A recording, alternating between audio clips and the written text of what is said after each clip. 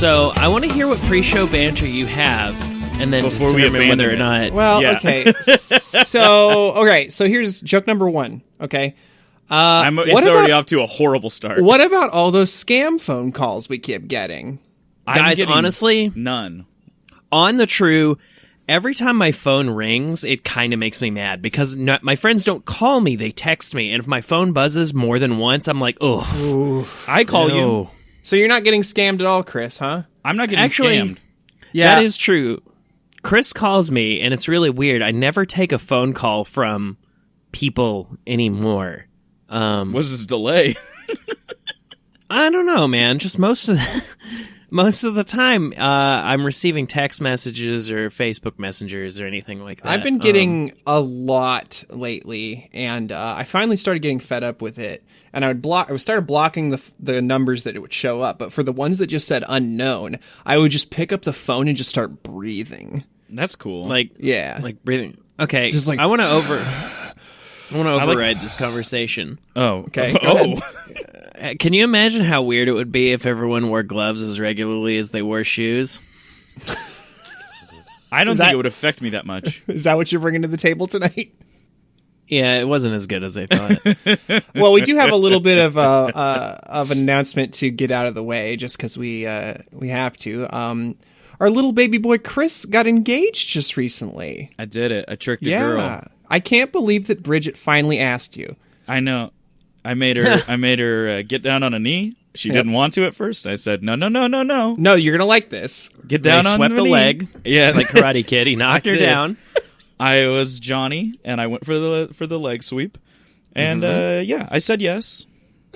So that's happening. I'm Congratulations. so happy. Thank you. I'm so I think happy. we're both very happy for you. I hope so. I'm doing it for you guys. I know.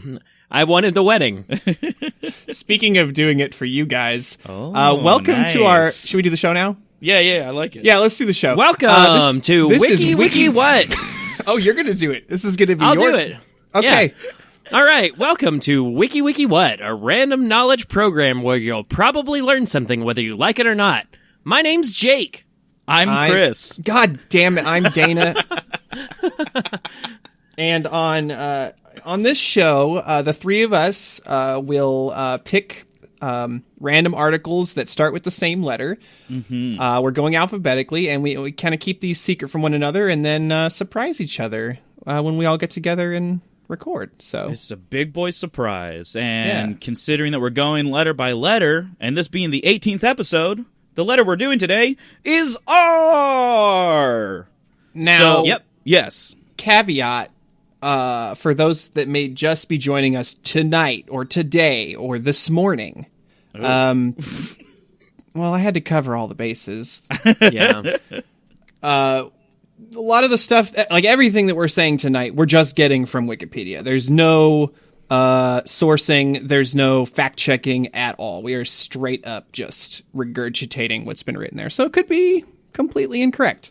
But Wikipedia is America's most trusted source of news, most trusted source of not fake news. So we like to do a little preview and pick system where we give a little teaser of what our article is, and then we kind of vote on who's going to go first. So, you know what? I'll go first with my teaser. Wow. What? Wow. I'm doing it. I'm an engaged man. I'm a grown-up now. I can lead. I can pave my own way. So my clue is, what do the Beatles, penis bones, and the most omnivorous omnivore have in common? Whoa. Oh. Whoa.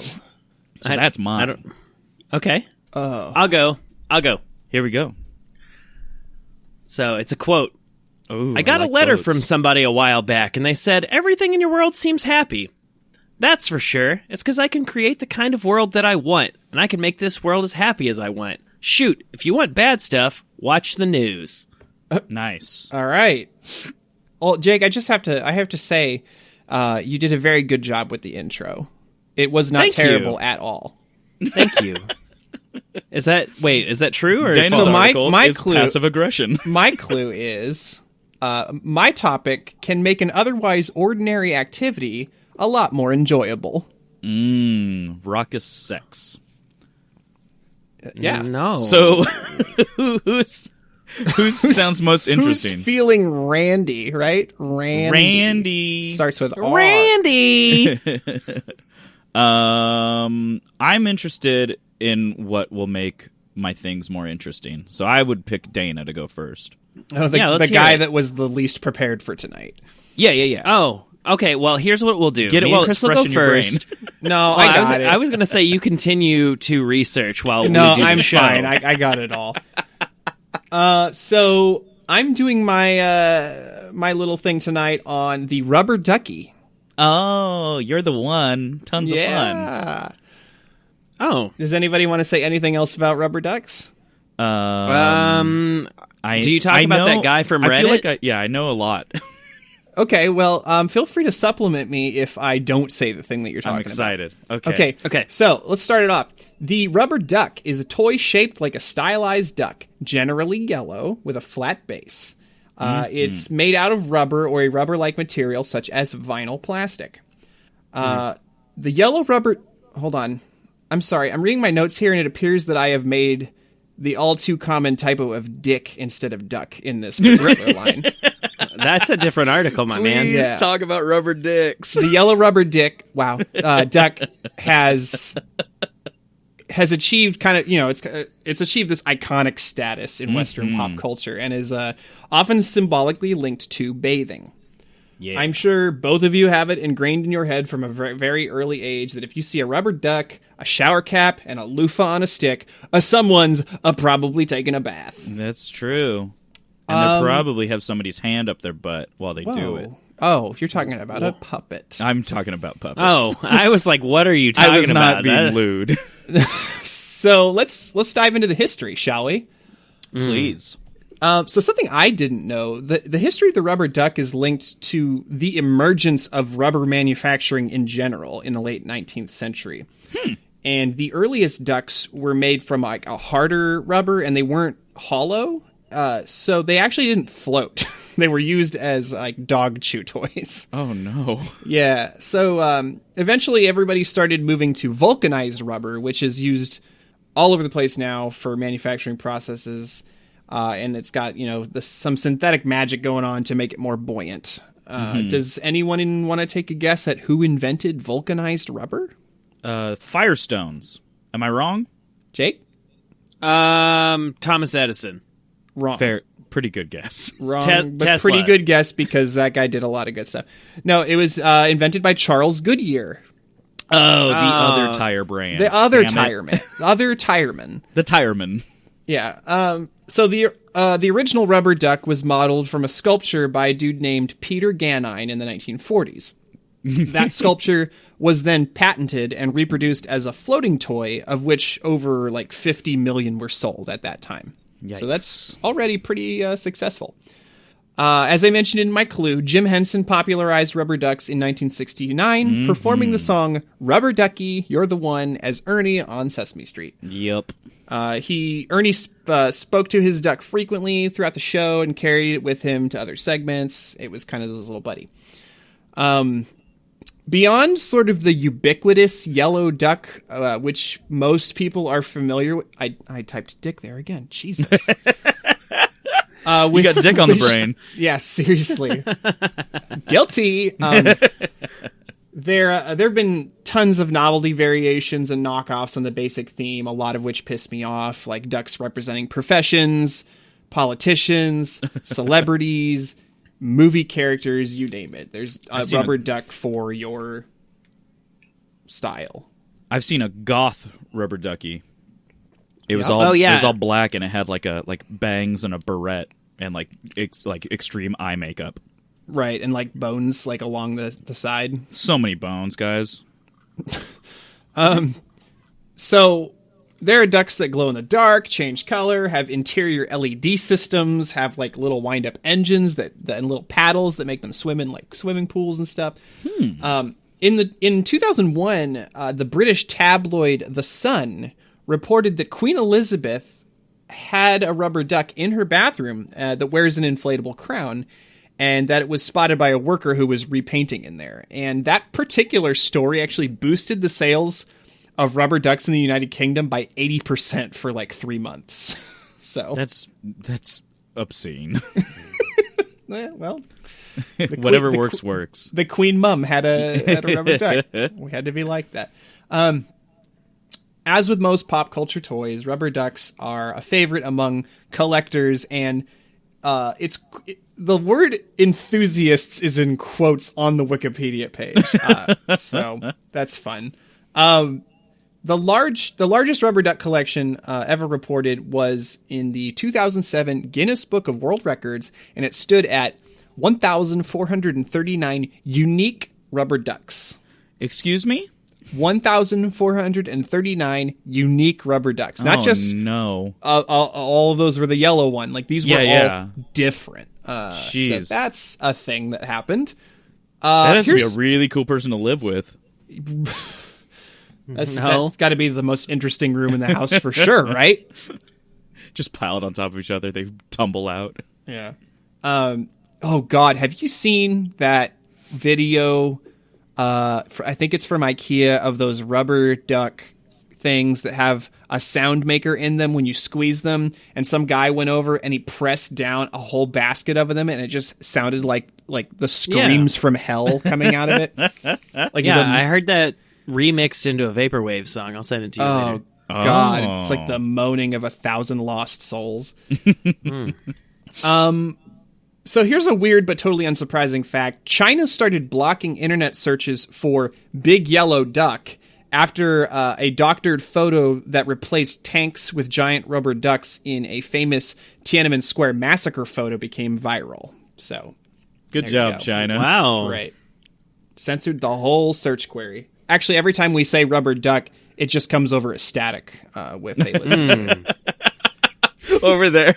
Right. But you could probably talk about rubber dicks a bunch. Probably, yeah. So in 2013, the rubber duck was inducted into the Toy Hall of Fame, of which there are only 52 toys since it was founded in 1998. And you have a so list. are all the toys in the Hall of Fame like super lame, like ball in a cup and crap like that? Yeah, it's probably that, and like stick and ring or whatever. That like 1950s like tin robot that's red. You know, like all those old. Yeah. I don't know. I didn't look it up. What? I didn't look it up. All right. Let's talk about rubber duck races. Okay. What does that mean? Do you want to take a guess what these are? I imagine it's similar to a not a soapbox derby. What am I thinking of? The Boy Scout one with the little wood cars. Pinewood Derby. It's a Pinewood Derby. But instead of little personalized cars, just ducks in a waterway. Right. So you're exactly correct. They are also known as Derby duck races. Okay. They're basically used for as a method of fundraising for organizations. And this happens worldwide. So basically what you do is you donate money to the organization, and that sponsors a duck. Okay. And at the end of the drive, all of the ducks that were sponsored are dumped into a waterway, and whichever one floats past the finish line first wins a prize. Okay. There are tons of well-known races, duck races. We actually do one off the Huntington Beach Pier every year as well.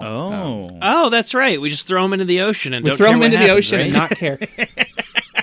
The largest rubber is the Rubber Duck Regatta in Cincinnati, Ohio. Yes. For the Free Store Food Bank organization. So these are a lot of good nonprofits usually. The Aspen Duck Derby in Aspen, Colorado benefits 65 nonprofit groups. The Great Knoxville Rubber Duck Race actually got in trouble for a little while because Tennessee ruled that it was a lottery.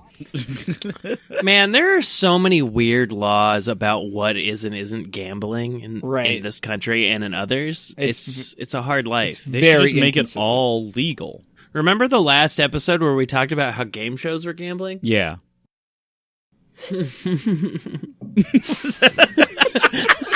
That was the laziest throwback ever.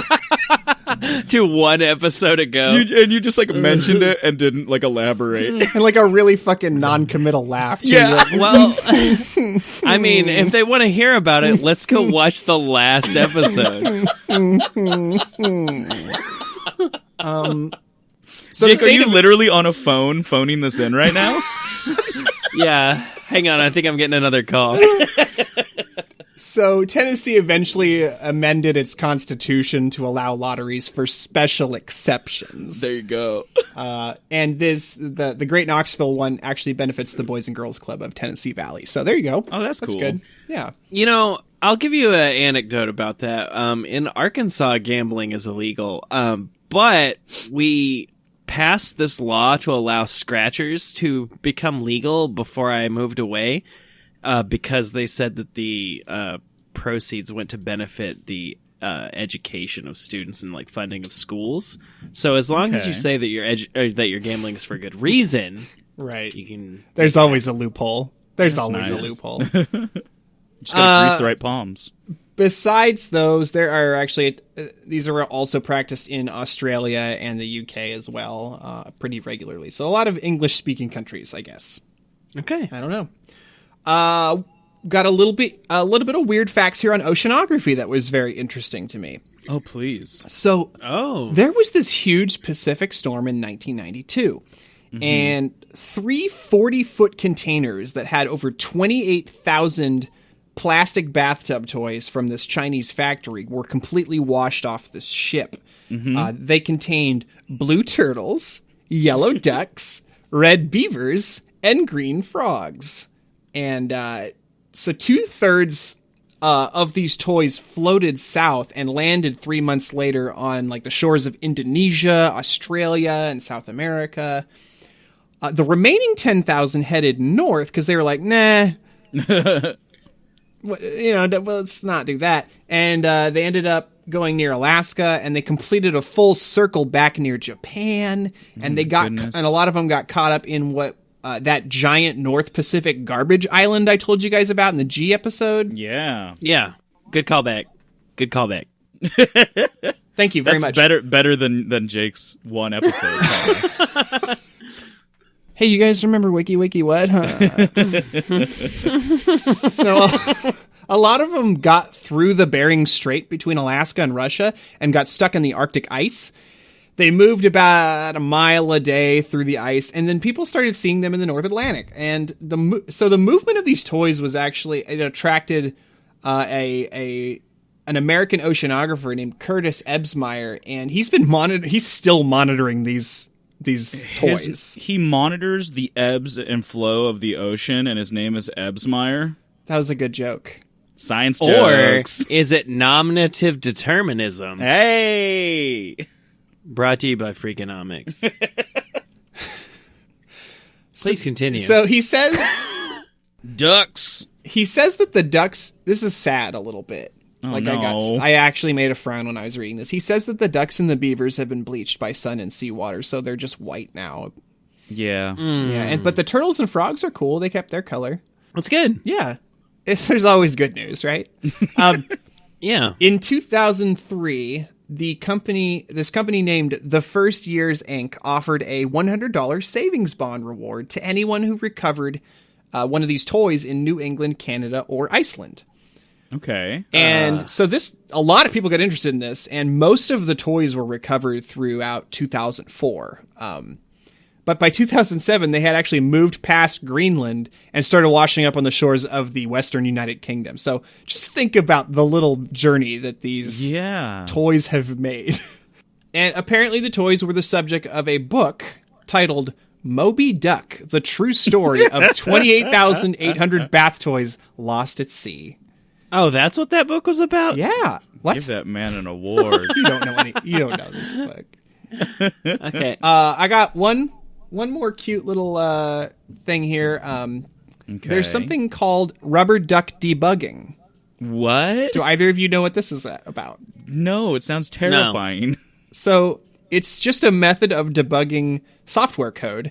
And basically it's a reference to a story in this book called The Pragmatic Programmer, in which an engineer would carry around a rubber duck. know this. And he would explain it to him, right? Right. He would. Yeah.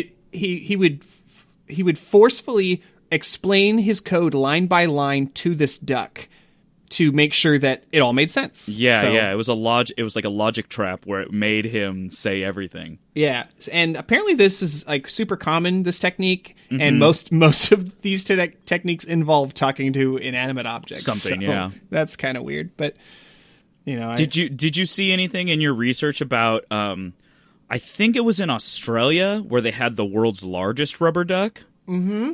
And it was like, wasn't it like 5 stories tall or something? It's immense. Yeah, there's actually a picture of it on the Wikipedia page. Yeah, it's terrifying. It's in the Sydney harbor. It's very large. It's the same, like, I feel like maybe Ghostbusters has like flavored me to like and conditioned me to fear Right, like a giant cute thing that gets enormous. cute things. Yeah. Right. But it scared the poopies out of me. And that's all I got, guys. Rubber duck. Wait, all right, let me throw in something here. Okay. You said that guy's name was Curtis Ebsmeyer, right? Yes. So when you were talking about these You know him. ducks, I remembered the story about the ducks washing overboard off of a ship. But did you read anything about all of the Lego pieces that fell into the sea off of a boat in 1997? No, I did not. All right, so there was this shipping container that fell off of a boat in 1997 that contained a bunch of nautical-themed Legos. Oh, so it had a bunch of like scuba tanks and flippers and like life vests, kelp, sea dragons, octopi, and like pirate-themed stuff. Okay. And there's this. It fell off the boat near Cornwall, and to this day, like Legos just keep washing up on this one beach. That's wonderful. So there are all these people who go down to the beach and they try to collect all these Lego pieces that are like. Please tell me they're nautical-themed. building something with them. They're not. Is it uncomfortable that they have to wear shoes on the beach? It is uncomfortable enough that they have to wear shoes on the beach. I said it was a shipping container. It was actually 62 shipping containers. Jesus. That sounds pretty But bad. they say there's this news article, and the guy who's actually tracking all of the information about the Legos is Curtis Ebsmeyer. There So you this go. guy, This guy's way is interested super in interested. trash in He's the a ocean. trash detective. Yeah. Yeah. So it's been, 20 years since this stuff washed overboard, and it's still washing up in Cornwall, and people are collecting things, and they say, these days, the Holy Grail is an octopus or a dragon. I only know about 3 octopuses being found, and one was by me in a cave.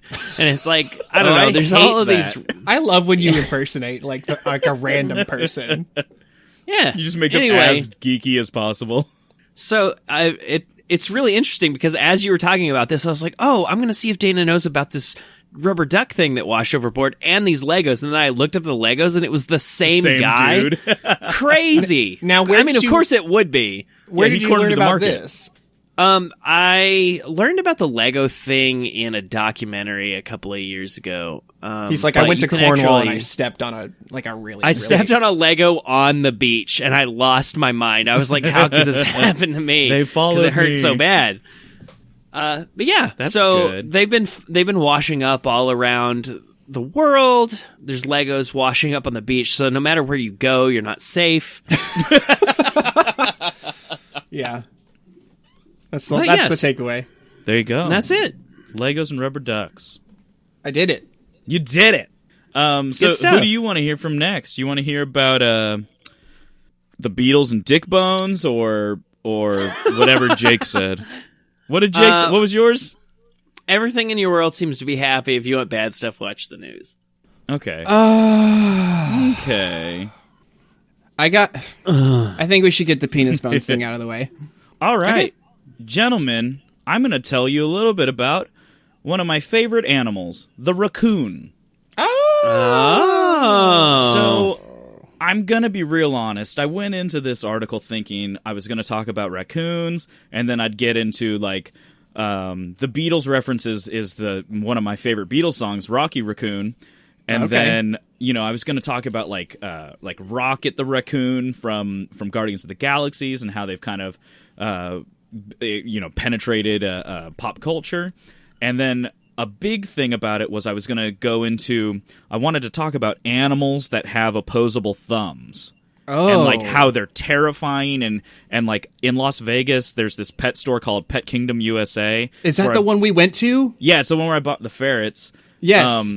But there's a monkey that's on display there that just lives there. It's not like a big monkey, it's a little guy, but it's one of those things where you can see it like use its hands and it just looks into your eyes and you're like, "Oh my god, it's thinking. I don't know what to do right now." Oh my god, it's almost a human. Yeah, so that's like a scary thing. Also, one time I went in there and they had a wallaby for sale, and I was a bush like, baby. Totally wanted to buy it and name it Rocco. Yeah, Peter saw that bush baby.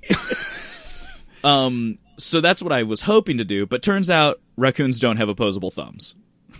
Oh. It was, but they're so good at using their hands. Yeah. But did you guys assume that they did? Like I thought they just had human hands. I believe it. Yeah, I would have thought so for sure. So doing this research, it turns out they don't. So raccoons, also known as the common raccoon, now I'm just North disappointed. American like raccoon. I am not excited for this at all. Oh wait, because I'm gonna get to penis bones. So relax. So raccoon. Well, it was all about dicks in my article, so I guess it's right up my alley. They're not yellow. Or rubber.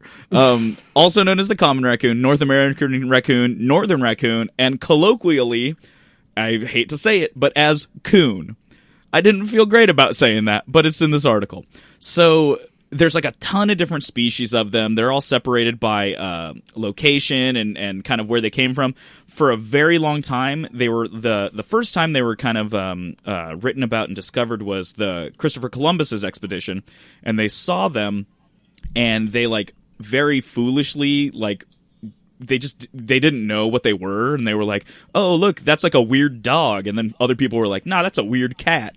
And somebody was like, "Look at that weird badger." And then a lot of guys apparently said, "Look at that tiny weird bear." And so it's actually Carl, I don't know how to say his name, Linnaeus, who is the father of modern taxonomy. He placed the raccoon in the genus Ursus. And so, that's like, a bear. Yeah, and he first called it Ursus clauda elongata, which means long-tailed bear. But as we know now, that's just patently wrong. So they're actually part of a group called, what are they called? They're called Procyon?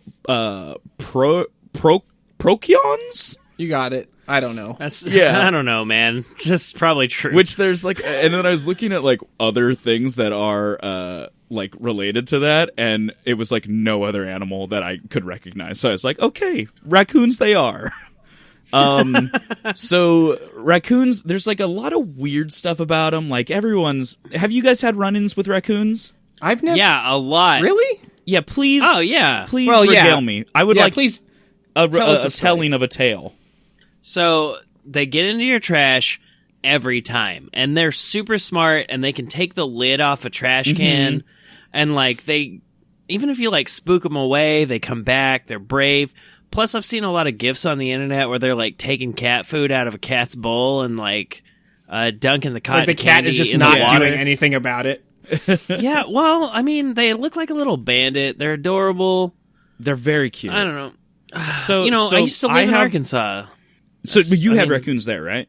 That's the whole story. I used to live there, and there are animals there, so I saw a raccoon. So Bridget actually has a story. My fiance, she has a story of so she lived in Victorville, which is the high desert in California. She had never seen a raccoon before, and so she moves from Victorville into Long Beach, and Long Beach is just rotten with raccoons. So one day she's walking home from a bar with her roommate, and they're walking down the street, and she sees, and she thought it was just a real big cat. And she was like, "Oh my God, this cat's walking right towards us." And she's like, "Come here, kitty." And then as it gets closer, it like walks under a street lamp, and she saw it for the first time, but she wasn't like ready for how big raccoons get. Oh, they're massive. Yeah, in like the city raccoons get just obscenely large, and so she was terrified by that. And then I have a story for myself, which I had two small dogs at the time, and there was this family of raccoons that kind of were like in my neighborhood. One day I saw I assume was the large male of the group, and he was like around our house, and so I was like, "Oh, I want to scare him away because I know that I thought raccoons would attack smaller animals." So this is the way my brain worked, I grabbed a stick so that I could like tap it on the ground and make noise, and then I also had a knife in case things got sketchy. So And then a Case it piece got of dicey. leather to tie the knife Yeah. to the stick and make a spear so you could hunt it like a crazy man. Just a city crazy man. Then he took off his clothes and auditioned for Naked and Afraid. Yeah, and I just rubbed mud all over my body like Predator. So I like spook it away a little bit, but it's like I wanted to, get it a couple houses away from me. So I'm just tapping the stick on the ground, and the raccoon's kind of just like barely, not like running from me, but just walking away from me. And so he's walking, and he crosses the street, and he's walking down the sidewalk, which I thought was already strange enough. But he's just walking down the sidewalk, and then there's a house on my block where the hedge, there's a big hedge that runs all the way up to the sidewalk. And so he goes and he walks past that hedge and then turns into the yard.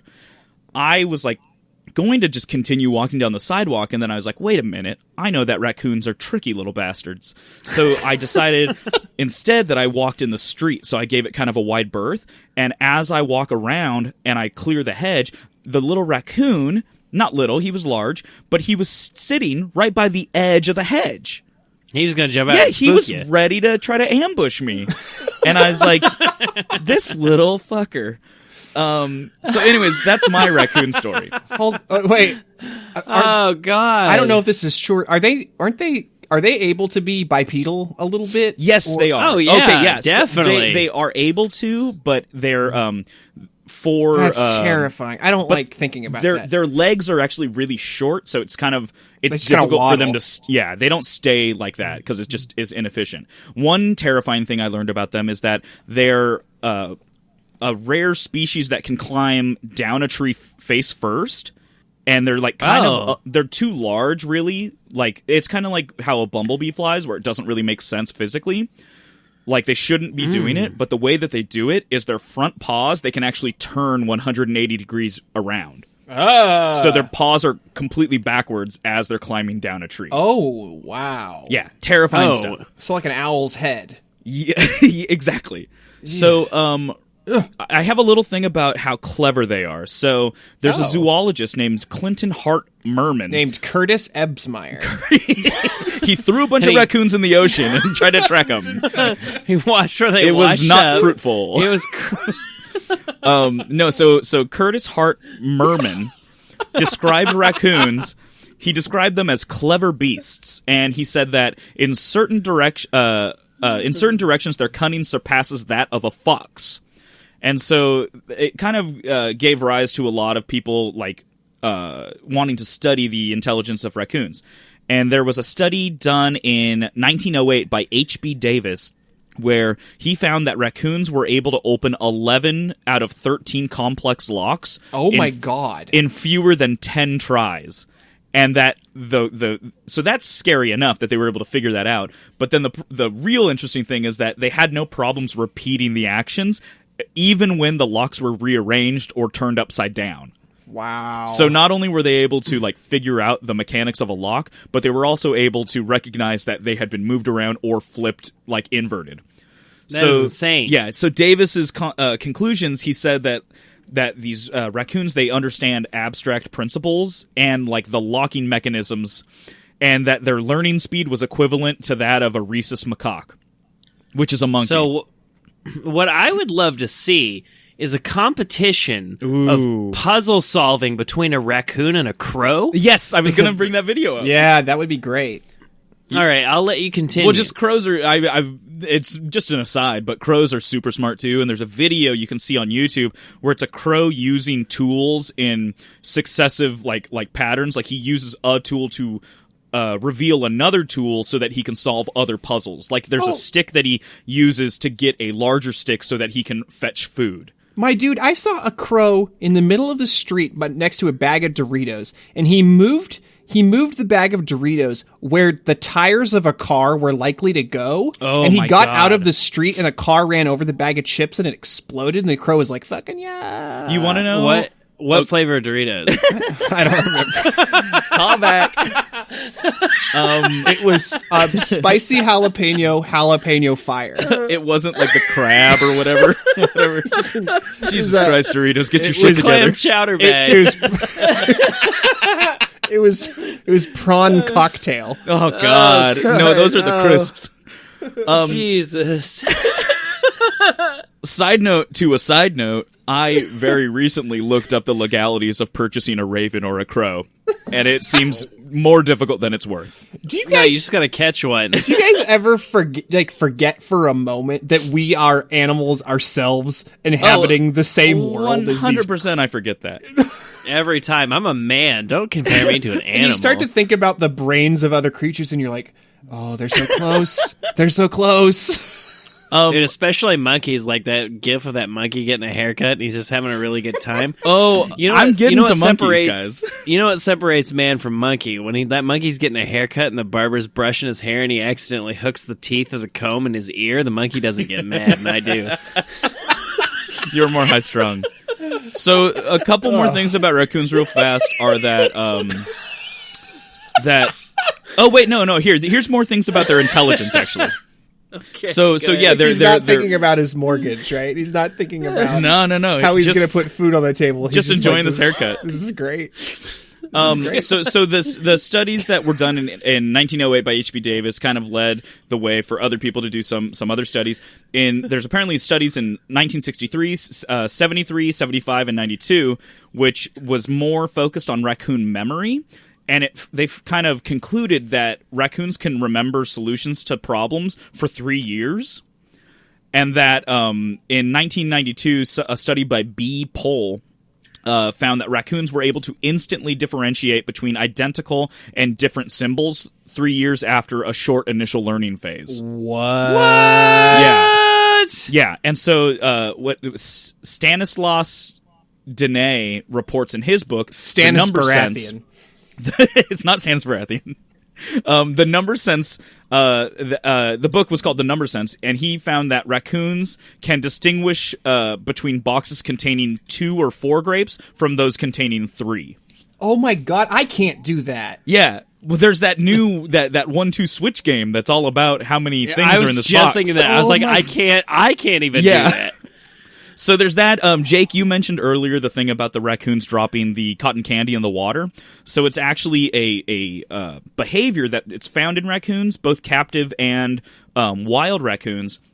And it's a big part of why a lot of the Native American words for raccoon, which is actually where the word raccoon comes from, they kind of translate into the thing that steals with its hands or the thing that washes things with its hands. So that's kind of where raccoon comes from, but they're super omnivorous, and their diet consists of about 40% invertebrates, 33% plant material, and 27% vertebrates, and it's more based on their location than anything. So, like the where they They'll thrive, eat whatever they can get, essentially. Yeah, but where they really thrive is around waterways, and they'll pick up a lot of crustaceans and fish and amphibians, and they feed on birds' eggs, and so that's kind of where you're going to get the most dense population of raccoons. But if they're around water, they actually have these their paws are made out of a kind of a rough, horny material, and when they get it wet, it becomes much more pliable, and so that's why they always get their hands wet. But people have attributed that to them washing the food, which is not what they're doing, because if they're not near water, they have no problem just eating the food. So they don't like take the trash out of the garbage can and then walk to water. No, they do not. They just go straight for it. What was the other thing I found? So life expectancy of raccoons. Captive raccoons have been known to live for about 20 years, but the species life expectancy in the wild is like 1.8 years to 3.1 years. Oh no. So, and then it creates this really weird thing where it's an evolutionary tactic where, depending on where they're living and their life expectancy, in the south where raccoons live longer, they actually will have litters of like 1 to 2, and in the north where there's harsh winters and they're much more likely to not make it past their first year, they'll have litters of like close to 5. Right. Oh. And it's just like it's like a kind of a example of how evolution works. What else do I have? Japan. In Japan, there was a popular anime series called Rascal the Raccoon in 1977, which weirdly is based off of a book called Rascal, A Memoir of a Better Era, written in 1963 by a man named Sterling North, and it's autobiographical about his childhood in Wisconsin. So Is it about a raccoon? it's though? about him. Yeah, it's about him living and having a friend he's being friends with a raccoon. Okay. So what happened was Japan got that book and said, we like this. We're going to make a 52-episode anime series based on this. And it was pretty popular. And what happened because of that was that a lot of people in Japan wanted raccoons as pets. So raccoons are not native to Japan and did not exist there. But in 2004, the descendants of discarded or escaped animals lived in 42 out of the 47 prefectures. Wow. Yeah, the raccoon population grew in Japan in 2000, they were only in 17 of the prefectures, and in 2008, they were in 47. Jeez. What? So, so that's the fear of bringing, animals that aren't native into a place. That's called an invasive species. Yes, exactly. There's one more thing I wanted to talk about, which is their senses. And so raccoons are renowned for their hypersensitive sensitive touch. And they actually have like a really leathery palm of their hand that's like pliable when it's wet, like I mentioned. But they also have a thing that it's called vibrissae, which are very similar to whiskers on cats and stuff, except for the raccoons have them jutting from their fingertips, and they actually reach out past their claws. So they're actually able to like feel and touch things before they make like more substantial contact with them. That's yucking me out just knowing that now. It's very man. weird. I wish I had that. That seems great. Yeah, so that was where in the senses portion they were talking about how sensitive their touch is, but then it got into the thing saying that they don't have opposable thumbs, but they do have like a lot of agility in their hands, but just nothing that kind of matches the agility of the hands of a primate. So that's where I kind of got into. There was another thing it said where it showed this weird little picture on the Wikipedia, and it's a picture of something called a baculum, and it says baculum or penis bone. And I said, well, that's a thing I need to click. Yeah. So I clicked on that. And so it got me to the the Wikipedia page for baculum, which is the penis bone, which is found apparently in a ton of mammals and almost in all primates except for humans and woolly monkeys and spider monkeys. We're the only primates that don't have them. But it's a bone that is in the penis, and it's real strange to look at. And then, like, so there's a couple weird things about it. So, among primates... I'm sorry. There's a couple weird things about this penis bone. So, apparently, so it's the baculum is a bone of the penis that's in most primates and most mammals. It actually, there's also a female equivalent, which is known as the bobellum, or the clitoridis, which is a bone in the clitoris. Got it. Which blew my mind. The word comes from the Greek god Bacchus or Dionysus, who was the discoverer of the vine, and it was because a baculum or a Bacchus was known as a walking stick, and it was for men to lean on when under the influence of wine. Got it. Oh, so that's where that kind of comes from, and it's also the derivative of the French baguette. It can be traced back to Bacchus or baculum. So now I've learned something. Yes. So the purpose. Do you think that was the origination of just like phallic objects and phallic representation in general? Yeah. All grease, all dicks, all vines. That's all the dicks, name of my strip all club. vines, all the time. Yeah. So the last couple things I'm going to talk about are kind of just about penis bones. I apologize, but there's like really weird like things about it. So the absence of a penis bone in a human is because they're saying is a evolutionary thing, which is that when humans started mating, the kind of romance and it was to happen over longer periods of time, and it was because females don't have any outwardly visible signs that they're ovulating, and so male humans would have to have shorter sessions of coitus with the women, but over longer periods of time to make sure that they were the father of the offspring. Right.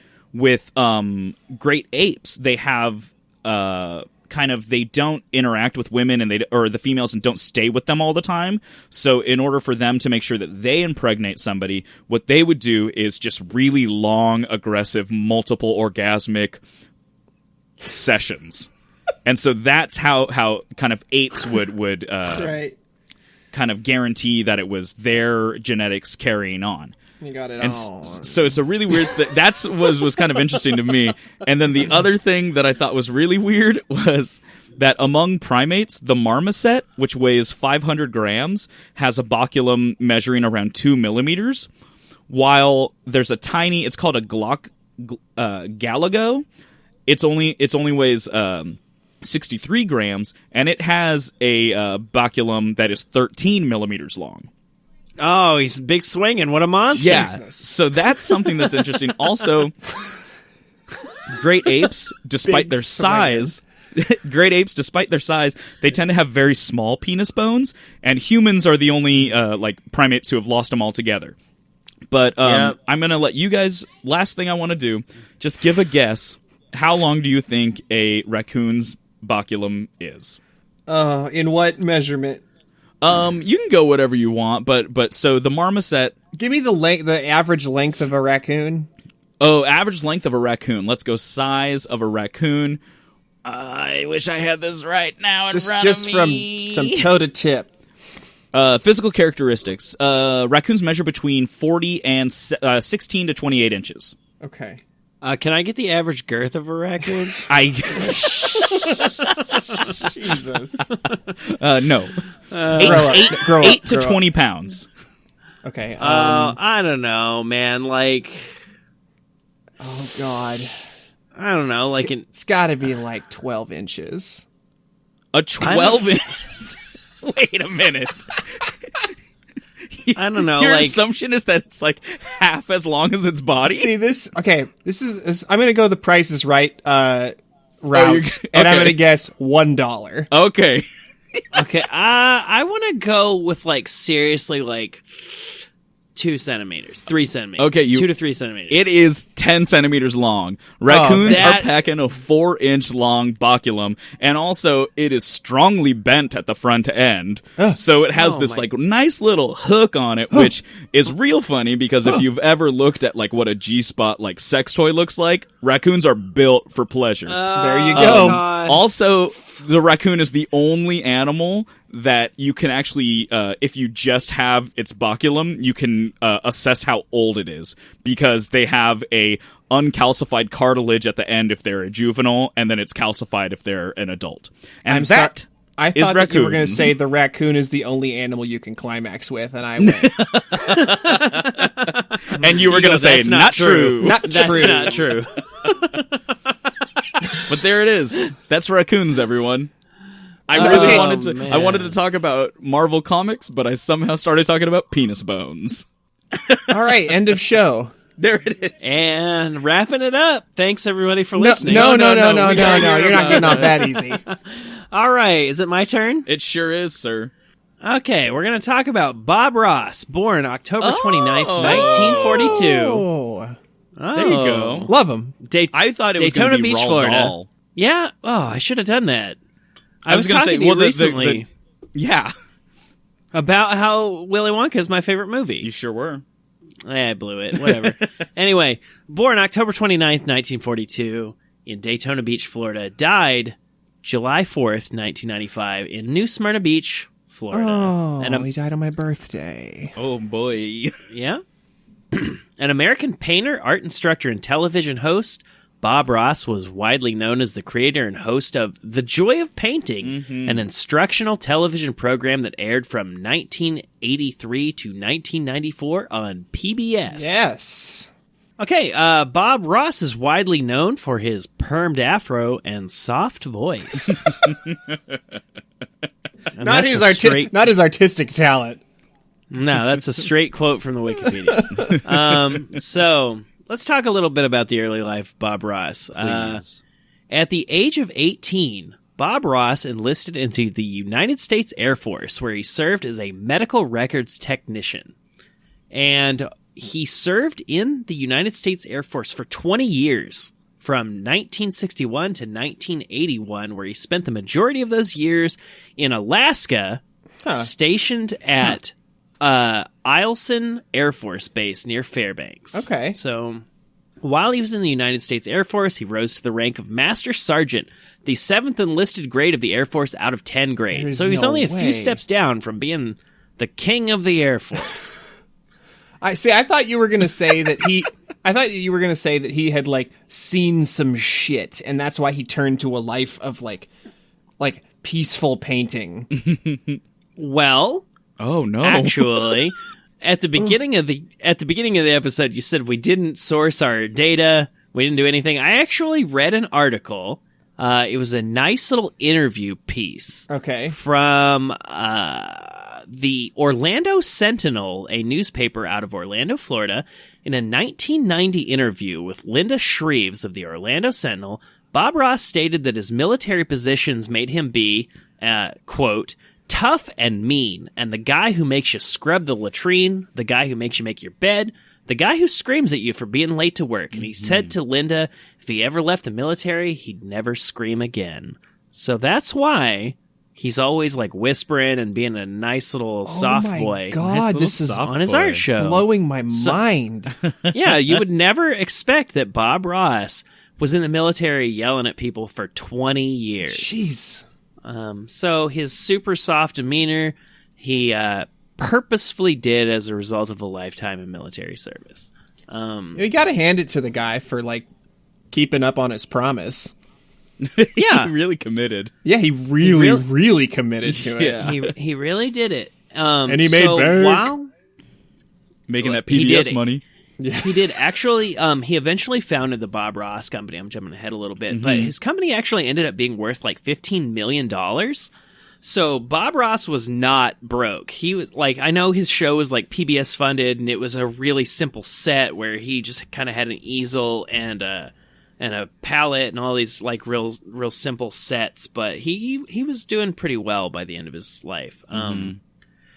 So while he's stationed in Alaska for the majority of his military service, he really comes to love all of the mountains and trees and wildlife and everything. And those actually became the inspiration for the majority of his paintings that you can see him do. I, before the show, just Googled Eielson Air Force Base because I wanted to make sure that I was pronouncing it correctly. And I found a YouTube channel that's created by the United States Air Force where they give a brief little video about each of their bases. What? And Eielson Air Force Base seems beautiful. It's got a lot of like cabin and camp themed kind of stuff. Nice. So there's a lot of stuff that's like made out of like raw wood, and they're all. Well, I gotta think everything in Alaska is going to be and picturesque and beautiful. I just actually texted my good friend Jeff, I tricked into joining the Air Force once upon a time. And he was stationed in Alaska. And so literally right after you said Eielson Air Force Base in Alaska, I texted him just now, and I said, what Air Force Base were you in Alaska? And he said, Elmdorf AFB near Anchorage. And I said, boo, we're talking about Bob Ross, and he was at a base near Anchorage. Yep. He blew it. Yep. So I was trying to think, I was like, man, if I ever joined the military, and I've actually been thinking about this for the last 12 years, I would definitely want to join the Air Force because it seems like, I don't know, the nicest one to be in. It just seems like the best. And I've thought that if I were going to be stationed in a military base, Alaska would kind of be the place to be.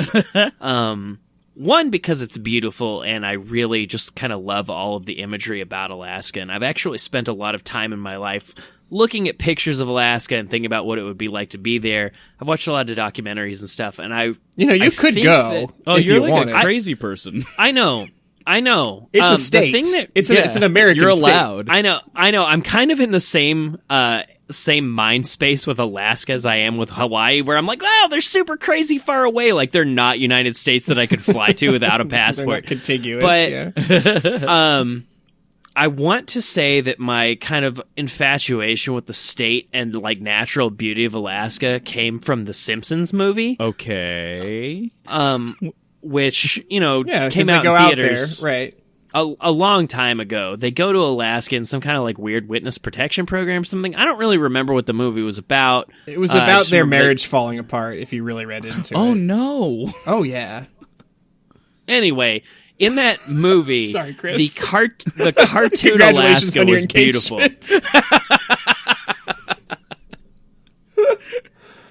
Anyway, go on. Cartoon Alaska was beautiful. It seemed great to be there. I would probably go.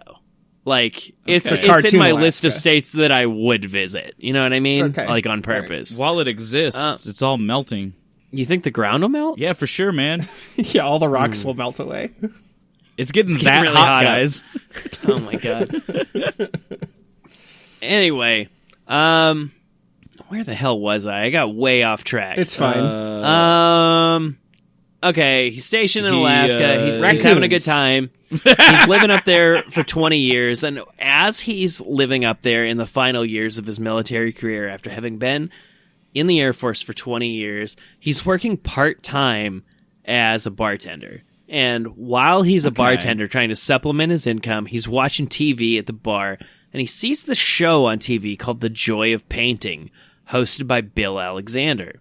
And it's like a local show. He goes and he studies with Bill Alexander and came to realize that he could actually make more money from selling the paintings that he was creating than he could working in the Air Force and doing a side job as a bartender. Oh. So he retires from the military to start doing paintings, and he eventually got his own show called The Joy of Painting. Did he murder that man and steal his show? Oh, no, I goofed up. I'm drunk. So I was going to say, Bill, it's the same exact show. Was he just sitting there watching, I could have that show? Oh, he absolutely killed that man. Bill Alexander's show was called The Magic of Oil Paintings. Oh. Anyway. It's a much, much more interesting story the first time around. Well, hold on. It gets okay? better. Yeah, I'm good. So Bill Alexander teaches Bob Ross, which I actually... So you were writing Dick in your notes. I wrote Boss Ross like 6 times. That's my new rap name. Boss Ross. I'm like Rick Ross, but I'm Boss Ross. So Boss Ross studies under Alexander, and Alexander's doing this painting technique called wet on wet, which Bob Ross talks about a lot, where you just are using wet paints and you're smudging them around and you're adding textures to things. Wet on wet. So the most unlistenable part of the show ever. Where Chris and I are just making sex noises. Just getting in. So prior to the show's launch, Bob Ross tries to promote his painting technique. And he's just like, hey, I'll teach you how to paint. I'll sell you these paintings. And everyone's like, yeah, I don't really care. So he decides he has to cut back on spending to continue to live. So what he does is he perms his hair to save money on haircuts. Of course. Excuse me? What? That's real life? That was a thought? That's Sure, the claim. yeah. And I'm like, why didn't you just shave your head at home? That's the point of free? that's the point of a perm, So- my dude, is to just lock it all in place Just for forever. a long time. So he's getting these Lord. perms. It says the perm hairstyle was not comfortable for Ross, but it became the iconic feature of his image and his brand. And if you Google Bob Ross, you just see his permed hair all over. and the if you place. Google Like that's the Ross thing. Boss, you'll get nothing. Is that right? Anyway, so It's just Bob a list Ross of the is people who are the making- managers at different Ross locations. It's just pictures of Bob Ross because they're just trying to capitalize on all the idiots that are typing in, and they're like, we better make sure our search engine optimization is up to snuff. For all these dummies. Yeah, Ross Boss, stupid idiot. Go on, Jake. Okay, anyway.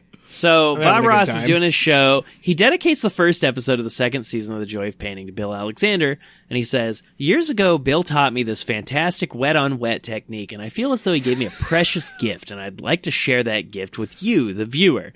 So Bob Ross's popularity is growing over the 80s and 90s, and his relationship with Bill Alexander is becoming increasingly strained. Not because he killed him and stole his show, but... so there's this quote from Bill Alexander that says, he betrayed me. I invented wet on wet. I trained him and he thinks he can do it better. I like your so- impression of Bill Alexander. Well, Bill Alexander is my enemy now, and I'll never forgive him for saying this. So, Oh, can I Art interject historians- real quick? Yeah, I just got an please do. update from my friend who was in the Air Force because I've been texting him this whole time. And I said, "Oh yeah, you were in Bob Ross's backyard." And he says, "Yeah, it looks like he was at Elson, which is just a bit farther north around Mid-Alaska, off in the boonies." And I said, "Boo! I'm drunk and was confused." And then he said, "Same general area, just fewer happy little trees where I was at." And then I said, "Nice, That's nice. good job, Jeff." He's in it. He's in the thing. So art historians pointed out that the wet on wet technique was not invented sorry. by Bill Alexander. How many Of times are course you going to not. say wet on wet? I think I'm done after Like, that. I'm trying to. So- I'm trying to hold it in, but The technique actually originated in Flanders during the 15th century and was used by Franz Hals, Diego Velázquez, Caravaggio, Paul Cézanne, John Singer Sargent, Monet, and like a lot of other like really, really famous painters. So for Bill Alexander to say that he invented it and to be mad at Bob Ross Pretty for brazen. having a popular television Yeah. show on PBS is a little unfounded. I'm comfortable saying this. Fuck you, that guy. Let's see if he's alive to deal with what you've said to him. Nope, he died in 1997. You're cool. Let's go to his grave. No, I'm sorry. Please Whoa, cut this out. This is Whoa. getting dark. Jesus, Oh my god. All right. I've never so- seen so much anger based on wet on wet. Wet on wet. Anyway, Bob Ross, continues moving on because he's the bigger man. Yeah. And With the bigger front. so he, in additional interviews, he notes that the landscapes he painted, typically mountains, lakes, snow, and log cabin scenes, were strongly influenced by his years living in Alaska, where he was stationed for the majority of his career in the Air Force. He repeatedly stated on the show that everyone has artistic talent inside of them and could become an accomplished artist given time, practice, and encouragement, which he gave a lot of. And to this end was often found saying, "We don't make mistakes, we just have happy accidents." So there's a little bit of data here. It says in a 2014 statistical analysis of the 381 episodes in which Bob Ross painted live, ready for this. they concluded that 91% of Bob Ross's paintings contained at least one tree, 44% included clouds, 39% included mountains, and 34% included mountain lakes. I love And that by- someone did this. Yeah. That's the internet statisticians. What I want to believe happened is they watched like 100 episodes and they're like, "Oh, I wasn't tracking something. We got to go back." So by his own estimation, Bob Ross completed more than 30,000 paintings in his lifetime. Yikes. That's a lot. That's a lot, but that's you know, quite a bit. He can bang out a painting in like 20 minutes. I don't know if you guys have ever watched The Joy of Painting Yeah, with Bob it's Ross, true. but like, man, that dude bangs out a painting super fast. He might as well be on the street in Vegas. That's He right. might as well. They're so good. Like, one of the things that really impressed me, we were doing a lot of overtime for work, and it was during the time that Twitch revealed Yes. their art channel instead of their game channel. Yes. And in order to kick off their art channel, they did a front-to-back stream of all of the episodes of Bob Ross's Joy of Painting. And you can still go and see all of the episodes on twitch.tv/Bob Ross. They play every episode front to back every year on October 29th. You can see it. They also do a few episodes every Monday. If you want to watch some Bob Ross, it's all there. I'm gonna watch it all. I'm gonna get a perm. So Oh thing- wait, I don't have I'm hair. gonna get real wet. Just so much wet the on thing wet. that blew my mind, his painting technique that really blew my mind was this time he was painting a mountain, and he was painting some snow on the top of the mountain, and then he took a knife and he kind of dragged the knife down the white paint that he had used to paint the snow, and he called it breaking the paint, and it just made it look like the paint or the snow had fallen kind of inconsistently across the mountain, and where the paint broke and it didn't do a kind of flat thing, it made it look like rocks were sticking up through the snow. It was insane. Incredible. I loved it. It was a great experience, and it really relaxed me while I was doing like 14-hour days every day for 7 months. Nice. That was the inspiration for the show Breaking Bad. Yes. Yeah. Breaking paint. That could have been a better joke, but we're at the end, so. Good night. Anyway, so I'm about to wrap up here. Bob Ross references several colors that kind of became a meme for a little while. I've just got a list of colors that he uses. Really importantly, phthalo blue, phthalo green. Oh, God, love them. They're beautiful colors. Van Dyke brown, titanium white, burnt umber, cadmium yellow. Ooh, I just want to give a big. right I want to give a big shout out to alizarin crimson, midnight black, dark sienna.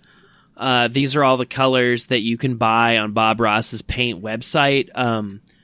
You can also call in if you want. If you just kind of need to talk to somebody at the Bob Ross company, you can dial 1-800-BOB-ROSS. Please tell me that they all speak in a really calm No, honestly, I called it and it rang 6 times and then it hit an automated voice machine. And it was and the lady was kind of rude. Dial a joke. Oh my God. Please no. No, it was actually kind of a woman who was speaking in kind of a rude tone of voice. Why are you calling me? Please use the internet instead of a telephone. Nobody paints anymore, idiot. Anyway, I just want to wrap it up. I'll repeat the quote that I said earlier. Oh, please. When asked about his laid-back approach and his calm and contented demeanor, he commented, "I got a letter from somebody here a while back. They said, 'Bob, everything in your world seems to be happy, that's for sure. That's why I paint. Because I can create the kind of world that I want, and I can make this world as happy as I want it. Shoot, if you want bad stuff, watch the news.'" Nice. There you go. Bob Ross giving it Bob to him. Ross. He said, is Bob Ross said, fake news, real news, I don't care. Mountains. Mountains and happy trees. Breaking paint. Alrighty, is that it? I think so. Yeah. Well done, all right. gentlemen. God, well, I think that'll All right. do it. Thank you very, very much for listening to our show. We've got a Facebook, and we've got a Twitter, and we're on Twitter Sure at @_Wiki Wiki what. Our website, where you can stream all of our episodes if you don't like listening through your phone or you want to listen to it at work or something, is www.wikiwikiwhatpodcast.com. And if you want to send us any feedback or suggestions on the show, we have an email address at wikiwikiwhatpodcast@gmail.com. Yeah. We put out an episode every 2 weeks. Hopefully, we will continue that schedule. I feel really confident that we're going to. We haven't missed it yet. Knock on wood. I'm confident we can keep it up. As long as the wrestling doesn't conflict. Oh my God, Wrestle Boys! Shout out to my other podcast that doesn't exist. One episode. Wow. Yeah, just do that right in front of me, guys. They're right in front of me. You're welcome to You come. were invited. So we're going to put out an episode every 2 weeks. Please tune in 2 weeks from the date that this came out, not necessarily Just generally, the date that you listened. tune in. Listen to me. Next episode, we will focus on topics that begin with the letter S. Oh, yeah. You know what word starts with S? Is what? Wet on wet. Oh, wait, I'm wrong. All right. Yeah, finally. I just want to say thank you to everyone who's listening. The kind of support we've been getting is pretty incredible. So thank you all. You should be doing something better with your time, but thank you. And hey, it's 3 a.m. Stop reading Wikipedia and go to bed.